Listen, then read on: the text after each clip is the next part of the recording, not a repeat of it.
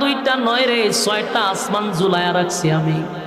এক একটা আসমান বানাইছি আমি আল্লাহর নূর দিয়া, কোন আসমান বানাইছি স্বর্ণ দিয়া, কোন আসমান বানাইছি হীরা মণি মুক্তা দিয়া।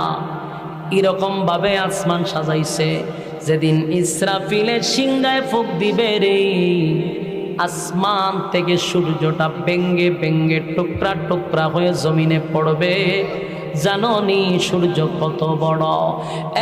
এখন তো আমরা এখান থেকে তাকায়া দেখি সূর্যটা একটা প্লেটের মতো দেখা যায় গো। না না, এখনকার বিজ্ঞান বলে এই সূর্যটা এই পৃথিবীর থেকে 13 লক্ষ গুণ বড়। সুবহানাল্লাহ কি বাড়ি দিয়া হবে?